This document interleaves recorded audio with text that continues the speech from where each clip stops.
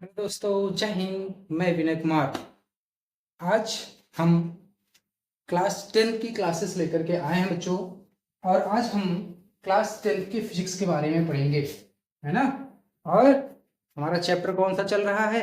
हमारा चैप्टर चल रहा है लाइट रिफ्लेक्शन एंड रिफ्रैक्शन, यानी प्रकाश का परावर्तन तथा अपवर्तन। ये चैप्टर चल रहा है। तो आज हम इसके बारे में कुछ एक दो हेडिंग छोटी छोटी सी है, इसके बारे में समझ लेंगे, जान लेंगे। और इसकी कुछ परिभाषाएं छोटी छोटी है, फार्मूला है, इसको नोट कर लेते हैं। एक दो हेडिंग है, फिर इसके बाद हम लोग चलते हैं सीधे किस पे? प्रकाश के अपवर्तन पर आज हम चलेंगे। ठीक है ना। तो जैसे स्टूडेंट से सबसे पहला हमारा जो हेडिंग बनता है वो हेडिंग क्या है? आपका चिन्ह परिपाटी। एक हमारा हेडिंग बनता है बच्चा जिसका नाम है चिन्ह परिपाटी। इस चिन्ह परिपाटी को जानना थोड़ा सा जरूरी है। जरूरी इसलिए है बच्चा क्योंकि यह जो चिन्ह परिपाटी होता है, इस चिन्ह परिपाटी के अकॉर्डिंग जब आप उस फार्मूले पर, फार्मूला क्या था? जो सूत्र था, दर्पण का जो सूत्र था 1/f = 1/v + 1/u, ये फार्मूला डिराइव किया था कि नहीं किया था? तो इस फार्मूले को जो आप लोग क्या करोगे, जब सॉल्व करोगे इसका न्यूमेरिकल, तो u की वैल्यू, f की वैल्यू, c की वैल्यू, r की वैल्यू, ये सब किस में रखोगे? धनात्मक रखोगे कि ऋणात्मक रखोगे? यह वैल्यू किस में रखी जाए, इसलिए हमें यह चिन्ह परिपाटी जानना बहुत जरूरी होता है। तो आइए स्टूडेंट्स, आज हम स्टार्ट करते हैं किसके बारे में? चिन्ह परिपाटी के बारे में। ठीक है ना। तो चलिए देखिएगा, चिन्ह परिपाटी जो आपका हेडिंग होता है, इस चिन्ह परिपाटी में हमें यह समझना है कि आपका किस तरह से यहाँ पर हम सीखेंगे, है ना। तो क्या होता है स्टूडेंट्स, हमें सीखना है आपका साइन कंजर्वेशन। क्या सीखना है स्टूडेंट्स? Sign convention. हमें सॉरी साइन कन्वेंशन हमें सीखना है, चिन्ह परिपाटी हमें सीखना है, जिसे कहा जाता है साइन कन्वेंशन। जो ये साइन कन्वेंशन है, ये जो साइन चिन्ह परिपाटी है, इसके बारे में थोड़ा सा एक बेसिक चीजें हैं जिसे निर्देशांक, कोऑर्डिनेट के नाम से जाना जाता है। आप लोगों ने पढ़ा होगा बच्चे, क्लास 9th में आप लोगों ने पढ़ा होगा, कोऑर्डिनेट से रिलेटेड कुछ मैथ में क्वेश्चंस आप लोग लगाए होंगे। जो यह क्या होता है, ये वाई वाई एक्सिस होता है, और यह क्या होता है, एक्स एक्स एक्सिस होता है। एक होता है बच्चे जेड जेड एक्सिस होता है। लेकिन हमारी केवल इतनी ही आवश्यकता है, इतनी ही आवश्यकता से हम लोग सारी चीजें जान जाएंगे। तो होता क्या है बच्चे, आप लोग जानते हो कि यहाँ पर क्या लिया जाता है, ये आपका मूल बिंदु होता है। तो अगर इधर बढ़ते हो तो एक्स बढ़ते हो, इधर बढ़ते हो तो क्या बढ़ते हो, वाई बढ़ते हो। तो यहाँ पर क्या लिया जाता है, एक्स, और क्या लिया जाता है, वाई लिया जाता है। यहाँ पर क्या लिया जाता है बच्चे, इस तरह से। तो इधर क्या बढ़ोगे बच्चा, पहले क्या हो जाएगा वाई, फिर क्या हो जाएगा, फिर यहाँ पर क्या लोगे आप, यक्स, और क्या लोगे बच्चा, वाई लोगे। फिर यहाँ पे क्या देखोगे, यक्स, फिर नीचे की तरफ क्या आओगे, वाई आओगे। तो यक्स लेंगे और क्या लेंगे, वाई लेंगे। यहाँ पर भी देखो, ये क्या हो गया, यक्स, नीचे की तरफ क्या हो गया, वाई। तो यहाँ पर भी यक्स लेंगे और क्या लेंगे, वाई लेंगे। अब हमें ये देखना है कि एक्स एक्सिस यहाँ पे धनात्मक किसमें होता है, किसमें ऋणात्मक होता है। वाई एक्सिस किसमें धनात्मक होगा, किसमें ऋणात्मक होगा। इन सब के बारे में हमें डिटेल से जानना है। ठीक है। तो आइए देखिए, स्टार्ट करते हैं बच्चा। एक्स एक्सिस, इधर साइड में एक्स एक्सिस किसमें होता है, आपका धनात्मक में। ऊपर साइड में एक्स एक्सिस किसमें, वाई एक्सिस किसमें होता है, धनात्मक में। यानी यानी आपका एक्स एक्सिस और वाई एक्सिस दोनों किसमें हो जाएंगे, धनात्मक में। अब देखो, यह वाई एक्सिस किसमें होता है, धनात्मक में। यह एक्स एक्सिस किसमें होता है, ऋणात्मक में। तो पहले क्या आ जाएगा, ऋण, फिर क्या आ जाएगा, आपका धन आ जाएगा। यहाँ पे देखो, यह एक्स एक्सिस किसमें होता है, ऋण में। यह वाई एक्सिस किसमें होता है, ऋण में। तो क्या हो जाएगा, माइनस, और क्या हो जाएगा, माइनस हो जाएगा। ठीक। अब देखो यहाँ पर जो है, यह एक्स एक्सिस किसमें होता है, प्लस में, और यह वाई एक्सिस किसमें होता है, माइनस में। तो एक प्लस हो जाएगा और एक क्या हो जाएगा, आपका माइनस हो जाएगा। यानी एक्स प्लस हो जाएगा, वाई क्या हो जाएगा, माइनस हो जाएगा। है ना। इतनी चीजें समझ में आ रही है। एकदम सेम इसी कॉन्सेप्ट पर हमारा क्या लिया जाता है बच्चे, दर्पण के बारे में पढ़ते हैं हम लोग। तो दर्पण के बारे में जैसे आप लोगों ने देखा होगा कि यह कौन सा दर्पण होता है, यह आपका समतल, यह आपका उत्तल दर्पण होता है, अवतल दर्पण सॉरी, और यह होता है उत्तल दर्पण। अवतल दर्पण में यहाँ पे इस तरह से क्या किया जाता है, उभरे हुए भाग पर पेंट कर दिया जाता है, और दबे हुए भाग से क्या होता है, आपका प्रकाश का परावर्तन। उत्तल दर्पण में क्या होता है, उत्तल दर्पण में दबे हुए भाग पर क्या कर दिया जाता है, पेंट कर दिया जाता है, उभरे भाग से प्रकाश का परावर्तन होता है। अब जरा ध्यान देना बच्चे, इसमें केवल आप क्या करो कि यहाँ पे आपका, आप जानते हो कि यहाँ पर क्या होता है, पोल होता है। यहाँ पे क्या होता है, फोकस होता है। और यहाँ पे क्या होता है, वक्रता केंद्र होता है। अगर कोई एक वस्तु वक्रता केंद्र पर रख दी जाती है, तो उसका जो प्रतिबिंब बनता है वह भी कहाँ बनता है, वक्रता केंद्र पर ही बनता है। तो इसको क्या कहा जाता है, जहां से वस्तु रखी जाती है और पोल तक के बीच की दूरी को यू कहा जाता है ना। और इसके बाद वक्रता केंद्र से लेकर के पोल तक के बीच की दूरी को क्या कहा जाता है, आर कहा जाता है। ठीक है। और इसके बाद क्या कहा जाता है बच्चे, इस इमेज से लेकर के इमेज दूरी यानी पोल से इमेज से लेकर के पोल तक की दूरी को वी कहा जाता है। बातें समझना, वस्तु से लेकर के पोल तक के बीच की दूरी को यू कहा जाता है, यानी इसकी दूरी को यू से डिनोट किया जाता है, यू से प्रदर्शित किया जाता है। बातें समझ रहे हो। सी क्या है, सी जो होता है, सी है वक्रता केंद्र। तो वक्रता केंद्र से पोल तक की, ये पोल है, ध्रुव तक के बीच की दूरी को क्या कहा जाता है, आपका रेडियस ऑफ कर्वेचर यानी आर, वक्रता त्रिज्या कहा जाता है। ये इमेज है, इमेज जैसे ये वस्तु क्या हो गया ए बी, तो इस वस्तु का जो इमेज बनता है वो क्या बनता है, ए डैश बी डैश बनता है। तो यह जो इमेज है, इमेज दूरी और पोल, इमेज से लेकर के पोल तक के बीच की दूरी को आपका क्या कहा जाता है, प्रतिबिंब दूरी कही जाती है, और इस प्रतिबिंब दूरी को वी से प्रदर्शित करते हैं। दूसरी चीज क्या आ गई बच्चा, फोकस हो गया। तो फोकस से लेकर के पोल तक की बीच की दूरी को किससे प्रदर्शित किया जाता है, फोकस दूरी को प्रदर्शित किया जाता है। अब जरा यहाँ पर ध्यान रखना, अब जो यह कोऑर्डिनेट है, यह जो मूल बिंदु है, ये यह कहाँ मान लोगे, यह आप यही पी को मान लोगे, यह आप क्या मान लोगे, जो आपका ध्रुव है वही इसके लिए क्या हो जाएगा, मुख्य बिंदु हो जाएगा।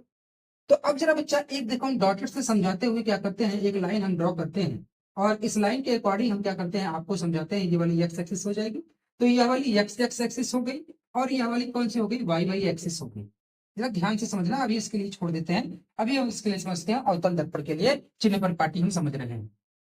अब जरा अवतल दर्पण के लिए हम चिन्ह परिपाटी समझते हैं, तो इसमें होता क्या है बच्चा, ध्यान से समझना, होता क्या है। अब देखो भैया, आपको मैंने बताया था कि अगर इधर साइड में आओगे, इधर साइड में आओगे, एक्स एक्सिस पे जितनी भी चीजें होंगी सब माइनस हो, ऊपर की तरफ जितनी चीजें होंगी वो क्या होगी, प्लस होगी। देखो एक्स एक्सिस क्या होगी, माइनस, और वाई एक्सिस में जो भी होगा वो क्या होगा, प्लस में होगा।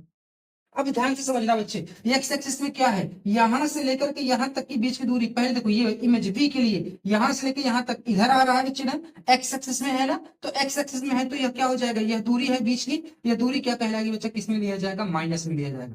अवतल दर्पण में प्रतिबिंब दूरी किसमें लिया जाएगा, माइनस में लिया जाएगा। अवतल दर्पण में अब देखो, ये वक्रता त्रिज्या है, ये भी इधर आ रहा है, ये भी यहां से लेकर के यहां तक की बीच की दूरी है, एक्स एक्सिस में है, तो यह भी क्या हो जाएगा आपका, किसमें हो जाएगा बच्चे आपका, ये भी आपका ऋणात्मक हो जाएगा। इसी प्रकार से फोकस दूरी भी इधर है, तो ये भी क्या कहलाएगा बच्चे, फोकस दूरी भी माइनस में कहलाएगा। यहाँ पे देखो बच्चे, वस्तु दूरी अवतल दर्पण के लिए भी क्या होगा, माइनस होगा। केवल और केवल एक चीज यहाँ पर धनात्मक होती है, और वो भी क्या है, हाइट ऑफ ऑब्जेक्ट, यानी क्या होता है, वस्तु की ऊंचाई, जो वस्तु की ऊंचाई होती है वह किस में लिया जाता है बच्चे, धनात्मक लिया जाता है, क्योंकि वह वाई एक्सिस के ऊपर की तरफ बढ़ता है, इसलिए वह क्या लिया जाता है, धनात्मक लिया जाता है।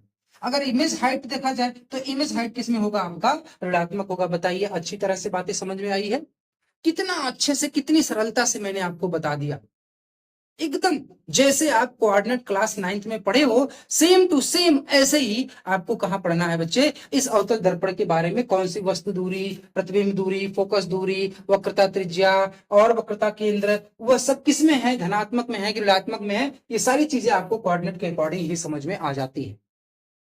अब हम चलते हैं बच्चा किसके लिए, अब हम चलते हैं उत्तल दर्पण के लिए। जरा उत्तल दर्पण के लिए समझिएगा, उत्तल दर्पण के लिए क्या होता है, यहाँ पर हम बनाते हैं उत्तल दर्पण का इमेज, और फिर इसके बाद हम आगे समझाते हैं, है ना।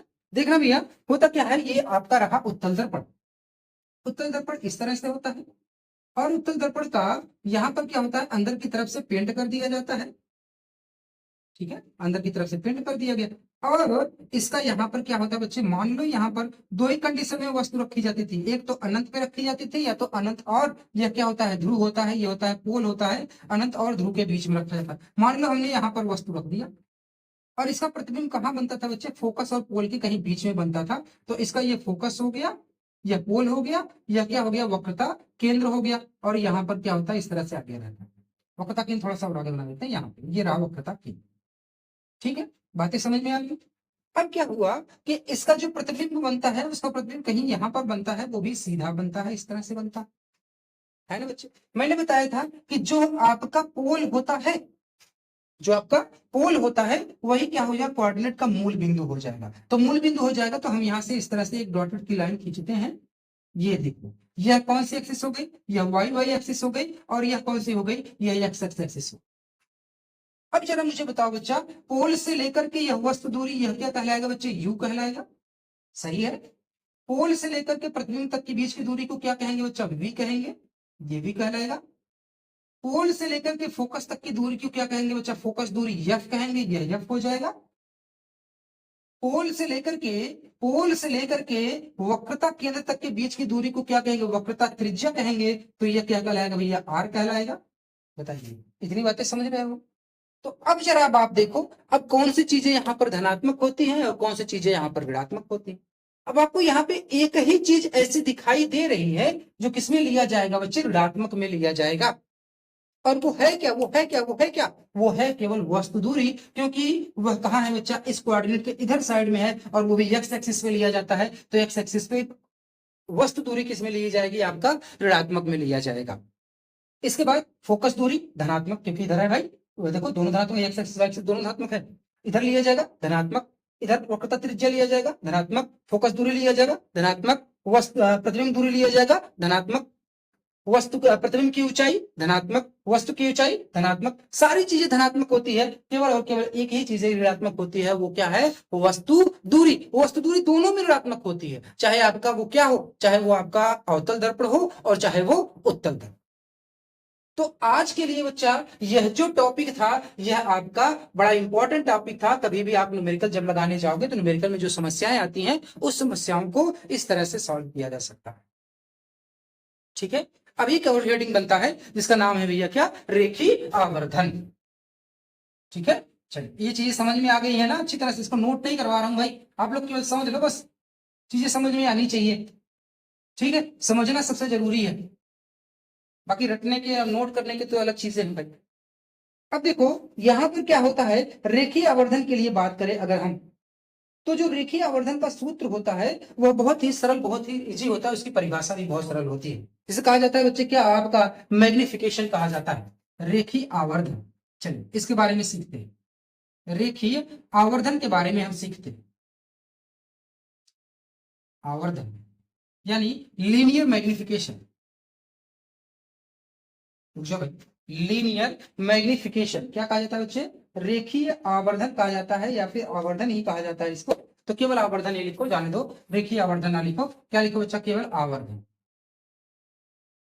इसी को रेखीय आवर्धन भी कहा जाता है। तो हम आवर्धन यानी मैग्निफिकेशन के बारे में समझेंगे। चलो अब देखो आवर्धन क्या होता है। आवर्धन वो चीजें हैं भैया, बहुत सरल है भाई। वस्तु की ऊंचाई, वस्तु की ऊंचाई और प्रतिबिंब की ऊंचाई का जो अनुपात होता है, वही अनुपात ही क्या कहलाता है? आपका रेखीय आवर्धन कहलाता है ना बच्चे? किसी भी गोली दर्पण के सामने रखा जो वस्तु की ऊंचाई होगी और उसमें जो बना प्रतिबिंब होगा, किसी भी दर्पण के सामने उससे जो बना प्रतिबिंब होगा, प्रतिबिंब की ऊंचाई और वस्तु की ऊंचाई का जो अनुपात होता है, वही अनुपात क्या कहलाता है? आपका रेखीय आवर्धन कहलाता है। बातें समझ में आ रही हैं? तो ठीक है, इसकी देखो बच्चा, अगर आपकी बात करें यहाँ पे परिभाषा की अगर हम बात करें, तो इसकी जो परिभाषा लिखी जाएगी वो क्या लिखा जाएगा? किसी भी दर्पण, किसी भी दर्पण के लिए, दर्पण के लिए वस्तु की ऊंचाई, वस्तु की ऊंचाई तथा प्रतिबिंब की ऊंचाई, वस्तु की ऊंचाई, पहले पहले प्रतिबिंब की ऊंचाई के लिए प्रतिबिंब की ऊंचाई तथा प्रतिबिंब की ऊंचाई तथा तथा वस्तु की ऊंचाई, वस्तु की ऊंचाई का अनुपात ही, का अनुपात ही रेखीय आवर्धन कहलाता है, का अनुपात ही रेखीय आवर्धन कहलाता है। ठीक है, क्या कहलाता है? रेखीय आवर्धन कहलाता है। अब देखो भैया इसमें क्या कहेंगे, अगर हम बात करें कि आवर्धन का जो सूत्र होता है, आवर्धन को किससे प्रदर्शित किया जाता है? आवर्धन को यम से प्रदर्शित किया। अब देखो बच्चा, यम से जब प्रदर्शित किया जाएगा तो क्या अनुपात बनता है? तो अनुपात बनता है प्रतिबिंब की ऊंचाई, की ऊंचाई बटे में क्या हो जाएगा आपका? वस्तु की ऊंचाई,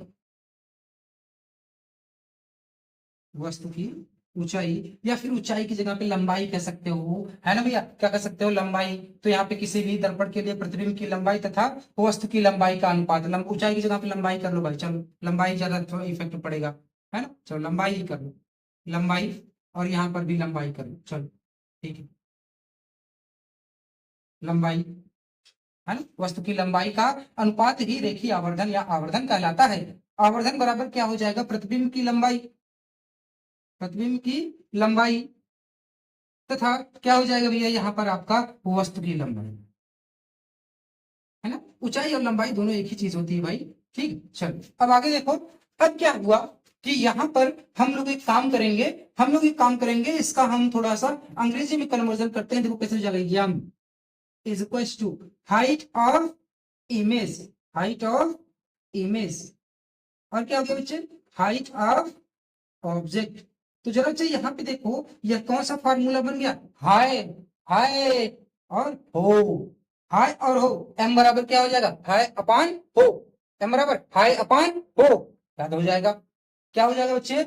इसीलिए तो हमने यहाँ पर जब हम पहली बार परिभाषा लिख रहे थे, हमने यहाँ पे लिखा था वस्तु की लंबाई लिखा था, ऊंचाई लिखा, गलत हो, इसलिए पहले इसलिए लिख दिया ताकि आपको याद रहे कि यह पहले आएगा, यह आपका किस में आएगा, नॉमिनेटर में आएगा, डिनोमिनेटर में नहीं आएगा। तो इसीलिए क्या कहा, किसी भी दर्पण के लिए प्रतिबिंब की लंबाई तथा वस्तु की लंबाई का ही लंबाई का ही अनुपात क्या कहलाता है बच्चे, रेखीय आवर्धन कहलाता है। लंबाई का अनुपात ही क्या कहलाता है, रेखीय आवर्धन कहलाता है या फिर आवर्धन कहलाता है। इसको एक तरह से और प्रदर्शित कर सकते हैं बच्चा, यम बराबर क्या हो गया, अगर हम इमेज दूरी की बात करें, प्रतिबिंब लंबाई ना दिया हो, इमेज दूरी दिया तब भी हम रेखीय आवर्धन ज्ञात कर सकते हैं। तो इमेज दूरी आपका क्या हो जाएगा, इमेज दूरी को किसी v से प्रदर्शित किया जाता है, अपान में क्या हो जाएगा, u हो जाएगा, m बराबर क्या हो जाएगा, v अपान में u हो जाएगा, एक ये भी सूत्र होता है, ठीक है ना। चलिए अब आगे देखिए, आपको क्या हो जाएगा बच्चे, अगर आप लोग कहाँ पे जाते हो, अगर आप लोग बच्चा दो सूत्र आप लोगों ने, एक तो किसके लिए निकालना है बच्चे, आपका अवतल दर्पण के लिए अगर निकालना हो जाए, और एक उत्तल दर्पण के लिए अगर निकालना हो जाए, तो क्या हो जाएगा, अवतल के लिए अगर निकालना हो जाए और उत्तल के लिए निकालना हो जाए, तो किस तरह से सूत्र निकलेगा। अवतल के लिए जो सूत्र निकलेगा, एम बराबर क्या होगा, एम बराबर होगा बच्चे क्या, अवतल के लिए यू किसमें होता है, माइनस में, वी भी किसमें होता है, माइनस में, तो v और u आपका दोनों किस में हो जाएगा, माइनस में हो जाएगा, तो यह माइनस माइनस से कैंसिल आउट हो जाएगा, क्या हो जाएगा आपका v अपान में कितना हो जाएगा, u हो जाएगा, ठीक है। अवतल दर्पण के लिए क्या हो जाएगा, उत्तल दर्पण के लिए क्या हो जाएगा, v प्लस में होता है, u किस में होता है, माइनस में, तो क्या आ जाएगा आपका, किस में आ जाएगा बच्चे, माइनस में v बाई क्या हो जाता है, u हो जाता है उत्तल दर्पण के। क्लियर हो रही है चीजें, तो इसको फटाफट नोट कर लीजिए। देखो क्या हेडिंग है बच्चा, प्रकाश का अपवर्तन, हेडिंग क्या है, प्रकाश का अपवर्तन, ठीक, रिफ्रैक्शन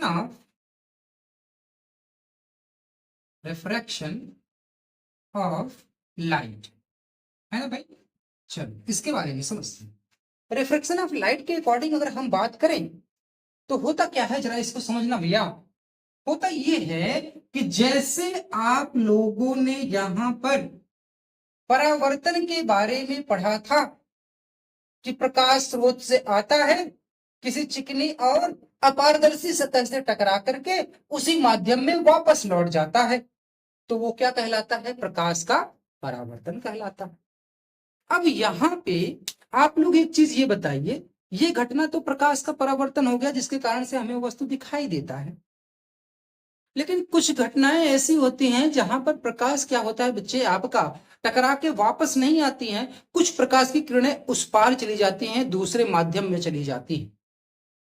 जैसे क्या बच्चे, आप लोगों ने देखा होगा कि जल में कभी कोई टंकी के पानी में नहाए हो, टंकी के पानी में आप लेट करके, या तालाब में शुद्ध साफ जो एकदम फिल्टर्ड हो, एकदम शुद्ध हो, एकदम कोई भी वहां पे धूल के कण ना हो, तो उसमें आप लेट करके जब देखोगे तो ऊपर जो सूर्य चमकता रहता है उसकी प्रकाश आपके पास आती हुई दिखाई देती है। तो इसका मतलब है कि प्रकाश जो है पानी में भी गमन कर रहा। आप लोग क्या करिए, एक कांच लीजिए, दर्पण नहीं, क्या लीजिए, कांच लीजिए जो ट्रांसपेरेंट हो। जब आप इस तरह से ऐसे सूर्य के सामने, लाइट के सामने, बल्ब के सामने ऐसे करोगे तो उधर का प्रकाश इधर भी आ जाएगा, यानी कांच में से भी गमन कर सकता है प्रकाश। पर्दा होता है बच्चे, दरवाजे पे पर्दा लगा होता है, पर्दे में से भी प्रकाश क्या होता है, सूर्य की प्रकाश, सनलाइट क्या होती है, अंदर की तरफ आती रहती है नहीं आती रहती है ना। तो इसका मतलब है कि प्रकाश जो है वह निर्वात में भी गमन करता है और माध्यम में भी गमन करता है, ये बात मैंने शुरुआत में भी बताई। तो अब आप एक चीज मुझे ये बताओ कि जब प्रकाश क्या होता है एक माध्यम में से दूसरे माध्यम में गमन करता है, तो यही घटना आपकी क्या कहलाएगी बच्चा, प्रकाश का अपवर्तन कहलाएगा। उसमें क्या होता था, परावर्तन में टकरा के क्या हो जाता था, वापस लौट जाता था। बातें समझ रहे हो ना, ठीक है। तो अब देखो अब क्या होता है बच्चे, लेकिन आप लोगों ने कभी एक चीज गौर किया है, कभी एक चीज गौर करिए कि आप क्या करिए, पानी की टंकी हो, उस पानी की टंकी में 1 रुपए का सिक्का डाल दीजिए, वह सिक्का जितना बाहर नहीं चमक रहा था उतना अंदर चमकेगा, और बल्कि वह सिक्का जो आपकी वास्तविक गहराई है, वास्तविक गहराई पर न दिखा करके थोड़ी सी ऊंची और ऊपर ही और ही कम गहराई पे हमको दिखाई देगा। एक कांच का गिलास लीजिए और उस कांच के गिलास में एक पेंसिल डाल दीजिए, पेंसिल आपको कैसा दिखाई देगा बच्चे, टेढ़ा दिखाई देता है। यह सब किसके कारण होता है, यह सब घटनाएं प्रकाश के अपवर्तन के कारण होती है। बात समझ रहे हैं। तो प्रकाश के अपवर्तन की परिभाषा हम लोग लिखेंगे और फिर इसके बाद और चीजें इसके बारे में हम समझेंगे, है ना। चलिए स्टार्ट करते हैं बच्चा। प्रकाश का अपवर्तन क्या होता है, जब प्रकाश की किरणें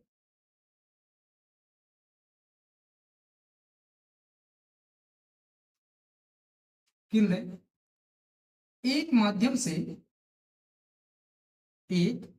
माध्यम से दूसरे माध्यम में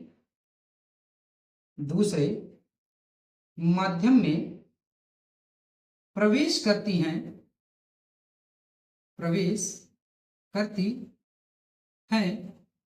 तो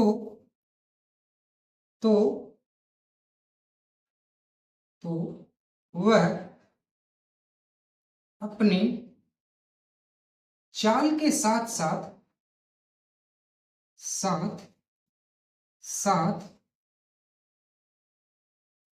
चाल के साथ साथ मार्ग में भी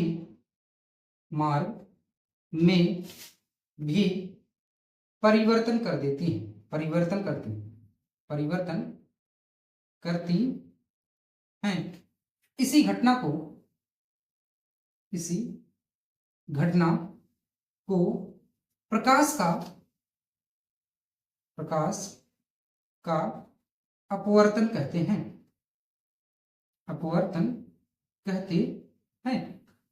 चलो बच्चों, सबसे पहले परिभाषा नोट करेंगे जल्दी से फटाफट, इसके बाद हम आगे समझेंगे, ठीक है।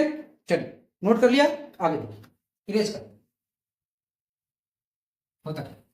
अब आगे देखो बच्चों, मैंने आपको एक चीज बताई, मैंने क्या बताया कि जब प्रकाश क्या करता है एक माध्यम से दूसरे माध्यम में जाता है तो वह अपनी चाल भी बदल देता है ना, और क्या करता है, अपनी चाल भी बदल देता है और अपना मार्ग भी बदल देता है, यानी अपना रास्ता भी बदल देता है। चलो देखते हैं कैसे। ये देखो, यह आपका क्या है, जैसे मान लो कहीं तालाब है भैया, तालाब है, तालाब में पानी भरा हुआ है, आप नीचे लेटे हुए, ऊपर से प्रकाश, सूर्य है, सूर्य चमक रहा है, प्रकाश नीचे आ रहा है, तब उस तरह से किस तरह से घटनाएं होती हैं जरा देखना। यह कैसा माध्यम है, यह आपके पास एक माध्यम है जो कैसा है बच्चा, पारदर्शी माध्यम है। कैसा माध्यम है, पारदर्शी माध्यम है। कैसा माध्यम है, पारदर्शी माध्यम। अब यह जो पारदर्शी माध्यम है, इस पारदर्शी माध्यम से यहां स्रोत से अगर प्रकाश की किरणें आएगी तो सबसे पहले आकर के बच्चा आपका यहां पे टकराएगा, और जैसे ही टकराता है यहां पर आपको क्या मिल जाता है, अपवर्तन बिंदु मिल जाता है। और जैसे ही यहां पर आपको आपतन बिंदु या अपवर्तन बिंदु मिलेगा, आप क्या करोगे, तुरंत एक अभिलंब बनाओगे। अब मैंने क्या बताया बच्चे, मैंने बताया कि आपकी प्रकाश की जो किरण होती है, जब यह माध्यम फर्स्ट, ये कैसा माध्यम है, यह आपका एक है माध्यम फर्स्ट, एक है ये माध्यम सेकंड, यह क्या है आपका माध्यम सेकंड। फर्स्ट माध्यम में क्या है, वायु है, और सेकंड माध्यम में क्या है, जल है ना बच्चे। अब जरा एक चीज मुझे ये बताओ, जो वायु होता है, वायु के कण जल की अपेक्षा में ज्यादा दूर दूर होते हैं कि पास पास होते हैं, तो वायु के कण जल की अपेक्षा में दूर दूर होंगे। और जब दूर दूर होंगे तो क्या होगा बच्चे, यह कैसा माध्यम कहलाएगा, यह विरल माध्यम कहलाएगा, और यह कैसा माध्यम कहलाएगा, आपका सघन माध्यम कहलाता है। ठीक है, तो अब क्या हो गया, यह कैसा माध्यम हो गया, यह आपका विरल माध्यम हो गया, यह विरल माध्यम हो गया, और यह कैसा माध्यम हो गया, यह आपका सघन माध्यम हो गया। अब ध्यान देना बच्चे, जब प्रकाश का परावर्तन की घटना होती है ना, प्रकाश का जब परावर्तन की घटना होती है, जब एक माध्यम से दूसरे माध्यम में जाती है, तो वह अपना मार्ग बदल देती है, वो अपना चाल भी बदल देती है। तो यहां पर क्या होगा बच्चे, जब प्रकाश की किरण विरल माध्यम, यह कैसा माध्यम है बच्चा, विरल माध्यम में से सघन माध्यम में जाती है, तो क्या होता है देखना, अगर इसको ज्यादा अपवर्तित होकर तो इस तरह से जाना चाहिए था, इस तरह से यह नहीं जाएगा, यह क्या हो जाता है बच्चे, यह आपका थोड़ा सा क्या हो जाता है, अविलंब की ओर झुक करके जाता है, इस तरह से होकर के जाता है, अविलंब की ओर झुक जाएगा। और इसका जस्ट उल्टा हो जाता है, अगर यहाँ पे सघन माध्यम होता, यहाँ पर विरल माध्यम होता, तो अविलंब की ओर न झुक करके क्या हो जाता, अविलंब से और दूर हट जाता, अविलंब से क्या हो जाता, दूर हट जाता, टूवर्ड फ्रॉम द अविलंब, अविलंब से दूर हो जाता, नहीं अविलंब की तरफ नहीं, अविलंब फॉरवर्ड हो जाता, टूवर्ड नहीं फॉरवर्ड होता, बात समझ रहे हैं ना। तो ये चीजें बच्चा यहां पर आपको, ये यहां पे बहुत समझने वाली बात है कि ऐसा क्यों होता है, ऐसा क्यों होता, क्यों अविलंब की ओर झुक जा रहा है, क्यों अविलंब से दूर हट जा रहा। तो मैंने लिखवाया था परिभाषा में, माध्यम जब बदलता है तो उसकी चाल भी क्या हो जाती है, बदल जाती है, चाल भी क्या हो जाती है, बदल जाती है। अब बताओ भैया, विरल में जैसे मान लो आप बहुत खाली एरिया में हो, हाई रोड पे चल रहे हो, और रोड पे कोई नहीं है, तो आपका मन करेगा कि बाइक तेजी से चलाए, तो बाइक आप खूब तेजी से चलाओगे, और जब खूब तेजी से चलाओगे तो वहां पे कोई दुर्घटना होने की संभावना भी कम रहेगी, और आप तेजी से निकल भी जाओगे। लेकिन अगर वही भीड़ भाड़ एरिया हो तो क्या हो जाएगा बच्चे, आपकी चाल धीमी हो जाएगी, नहीं हो जाएगी, और जब चाल धीमी हो जाएगी तो आपका ग्राफ क्या हो जाएगा, नीचे की तरफ गिर जाएगा।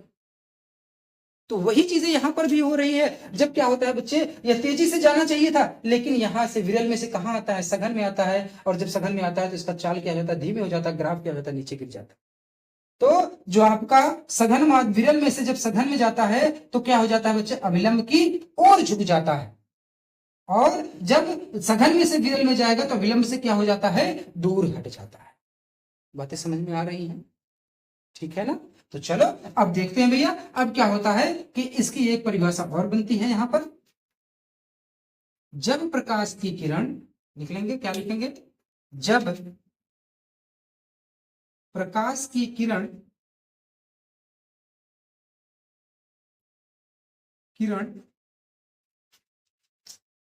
विरल माध्यम से सघन माध्यम में जाता है तो प्रकाश की किरण अविलंब की ओर झुक जाता है, अविलंब की ओर झुक जाता है, झुक जाता है। दूसरी बात क्या है, जब प्रकाश की किरण सघन माध्यम में से विरल माध्यम में जाता है, जब प्रकाश की किरण सघन माध्यम में से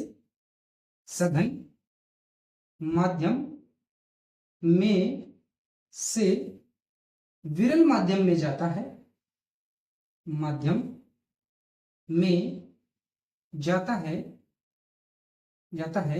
तो वह अविलंब से क्या हो जाता है बच्चे, दूर हट जाता है।